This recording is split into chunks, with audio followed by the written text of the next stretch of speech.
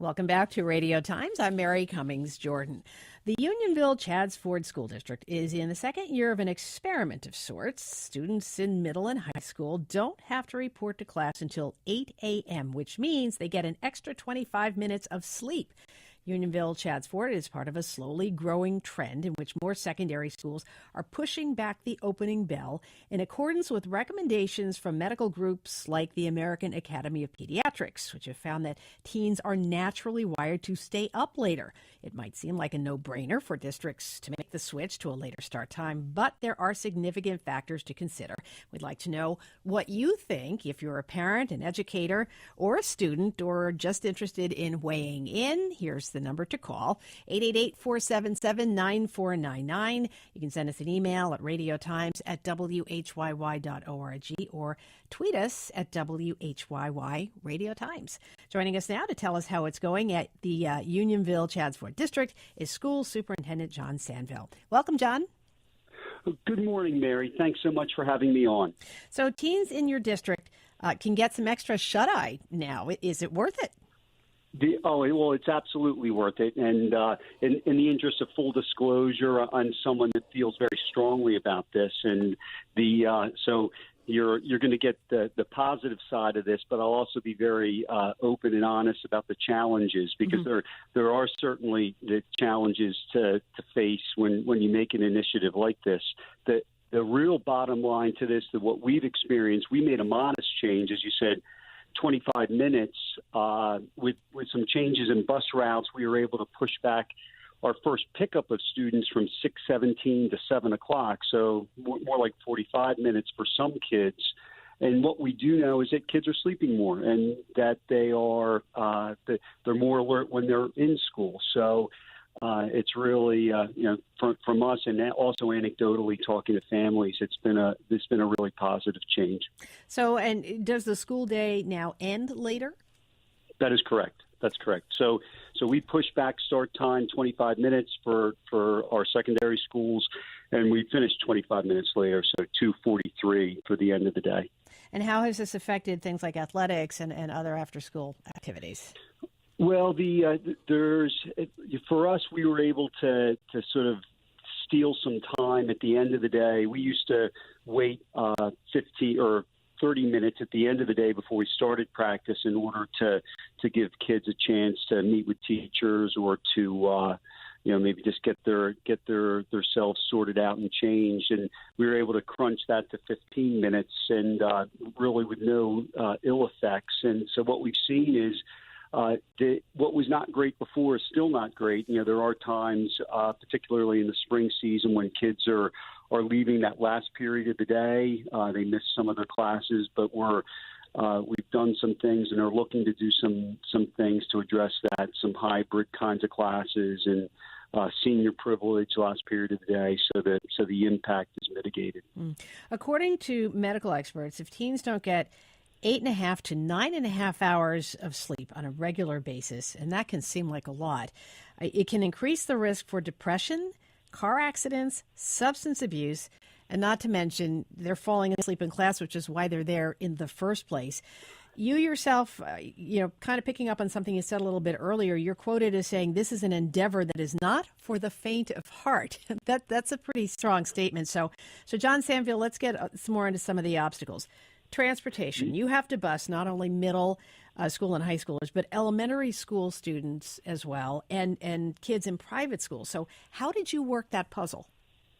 So for us, we have in-house transportation. Not every school district has in-house transportation, so we were able to work with our own people to develop bus routes that would fit and work. When we initially went into this, we were figuring a $30,000 to $40,000 cost, additional cost, really wrapped around busing our private school kids whose school start times didn't change with ours. But in reality, in the end, it was really a wash. It didn't cost us anything more to do. But frankly, we were lucky. There's districts that wouldn't be the case, and that's one of the things I think that you don't see widespread change in this, is that is the cost. And for some districts, it's literally in the millions of dollars to take this on. But I think that at the end of the day, and this is what it was for us, is you hit the nail on the head that the lack of sleep for adolescents there's a negative health impact. And and all those things that you say, the American Academy of Pediatrics, the American Medical Association, the CDC, these groups are all advocating for later start times, and these are groups that are well known, and they don't lightly take on a topic like this. And you have to pay attention when they say that we have a health, safety, welfare issue, and the things that you talk about, in particular from a social emotional standpoint. Depression, anxiety, substance abuse, suicidal ideation, all related to sleep deprivation. I think it's incumbent on us to try and find ways that we can afford to do this. Let me reintroduce you. John Sanville is school superintendent for the Unionville Chadds Ford District. John, we're getting some comments in, and so let's get to some of these. Stephen says, I disagree with later start times because no matter how we treat kids in school, they'll still have to learn how to be on time to things in the real world. We should prepare them for this reality early, and school start times are a way we can do this. What do you think? Well, I agree that we should be on time for things. I think that I agree wholeheartedly with Stephen there. We set a school start time, and we should hold kids accountable for being to school on time. But what we do know, that the science of sleep and circadian rhythms, that we start school too soon, and that's we have to be aware of that. We also know the world has changed, right? It's and our kids, and we know this over the decades, that our students over the decades are getting less and less sleep. And so I think we need to be aware of the health crisis, but I agree with Stephen that we should hold kids accountable to get to school on time. We have an email from Melanie who says, who asks, why not take 5 minutes off of each class throughout the day? Seems to me that would save almost an hour in the morning and still finish at the same time in the afternoon. Well, we do have in the Commonwealth of Pennsylvania, there are rules around numbers of hours of instruction. So at the secondary level, we have to give 990 hours of instruction, 180 days of school, 990 hours of instruction. So that's also an impact in there, and we cut it pretty close on that account. So that's all state driven, and and we looked at it's. I think that it is important for us when we look at how we can help kids to have a healthy start time and have districts do that. I like out of the box thinking in that regard. We're looking at hybrid models for learning, and I think that's I don't have a problem, or I think that's a great way to look at things, but.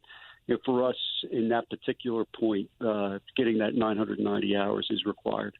Younger kids are apparently wired to get up earlier. So for many districts, is flipping the opening time a good idea? It's a heavier lift in terms of bringing on community support, because we all know that change is difficult. Change is difficult for everyone. And when you talk about challenges, which is a question that you had earlier, probably the greatest challenge that we faced was childcare. It was childcare not only for our community, for our families, but also for our staff, because our staff, not all of them live in our district, and their children go to school districts where the school start time is earlier, and so there's an impact there. So there needs to be, if you look at a flipped start time, there needs to be a lot of conversation and engaging of stakeholders to make that happen. What other feedback are you hearing from parents, John? The positive to negative 10 to 1. It's I get feedback from folks that you've made our family life so much better. The mornings are so much less stressful. It's so much easier to get my son or daughter up in the morning. It's not a battle every day. We can sit and have breakfast together. It's been tremendous in terms of the feedback, all anecdotal, but feedback from our parents has been great. And how about concerns from educators other than the child care issue you just referenced? Not really concerns. The things that we're hearing, especially from secondary teachers who have those first and second period classes, is that kids are more alert, they're awake, they're paying attention, they're more ready to learn. And by the way, and this is something we did not do this for the academic side of this. We really did it from a social, emotional, student wellness perspective. So that was, and we've seen positive benefits on that side. Any major snags in the switch to a new time? Are there any changes that still need to be made to make this work better? Well, I'll tell you what I'd love to do is as more and more districts start to make the change. We see Phoenixville area school district has gone to 8:05. Other school districts are looking at making the change. I'd love to be able to revisit this and look at perhaps an 8:30 start, because that's really when you look at what the AAP and the AMA and the CDC, they're all talking about an 8:30 or later start. I'd love to revisit this once we have some friends that have joined us at 8 o'clock. That's probably a few years down the road, I'm guessing. It perhaps, but as I said, we've already got some districts that have made the change for next year, and we have others that are looking at it. So I'm hopeful that maybe sooner rather than later. We've got a comment from Jane who says, I'm in my 70s, and when I was in school in the 1940s and 50s, school started at 9 and ended at 3:45 every day. And not sure if you've got this answer, but historically, I'm wondering what happened. I don't know where those changes came, but that is true. And we also know that in the 40s and 50s, adolescents got more sleep. So I'm right there. But the 9 o'clock start, I think, would suit us all very well. Well, and speaking again of sleep, a huge hindrance, of course, is screen time and the ubiquitous phone and the blue light that emanates from devices. Should educators attack the sleep issue from this angle as well? Absolutely. The whole notion of what we call sleep hygiene, that was a sort of a second rail, a parallel rail for us as we went into this initiative, was to teach families and to teach students, how to not only get sleep, but to get good sleep. And the ideas of not having the phone by the bed, as you said, the blue light from the screens, and what that does to the mind, and the ability to shut down and be ready to sleep is absolutely a factor. And it's and even if you don't change school start times, if the challenges are too great for a district to make a change in the start time, certainly the sleep hygiene piece is a no-cost initiative that will benefit everybody. What are you hearing from students about sleep hygiene? Are you seeing any changes? I mean, we've done shows on this before. It can be really hard for any of us to put that cell phone down, their smartphone. Are you seeing any changes there? I wish I could tell you. I don't have the data, right? So this is the feedback that I get from students, and when I go into the cafeteria or I'm in classes or walk in the halls talking to kids, and my sense is that it's a work in progress, that we're not quite there yet. It's as you said, the screens and devices and social media have such a hold on our youth today, and maybe just all of us, that it's difficult to put it down. And but we have more and more families that are doing things where no phones in the bedroom, and you've got to shut down.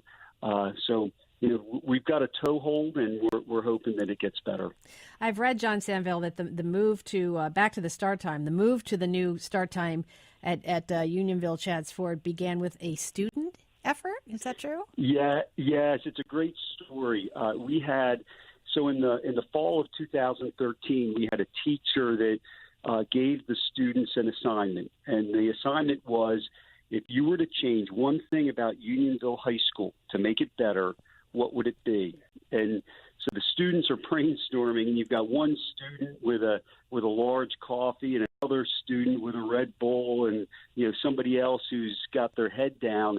And they said, "We're tired. We need to start school later." And so that put us on a 4-year journey that, with that class assignment started by students, led to us and the board taking a vote and changing our school start times for 2017. Was it an easy decision? Was there some big pushback? And if so, how did you win them over? Well, so it is I would say this to any community that's looking at this, is to be brave. Because when we surveyed our community, and we surveyed students, we surveyed parents, we surveyed staff, and the feedback that we got on that survey was really split 50-50. Half the folks wanted to make the change, half the folks didn't. And at the end of the day, we looked at the health benefits for our kids versus the challenge of addressing the needs of the 50%, and we made a recommendation to the board, and our school board was brave enough, bold enough to pass it 8-1 with our one dissenting vote not being against the initiative but against the timing. And so I would say that to folks that be brave. John Sanville, thank you so much for joining us for Radio Times. No, not at all. You have a great day. Yeah, you too. John is school superintendent for the Unionville Chadds Ford School District. Our engineer today has been Diana Martinez. Our producers, Debbie Builder, John Ahrens, Kelsey Hansen, with help this week from Susan Greenbaum. I'm Mary Cummings Jordan. Great to have you along with us for Radio Times.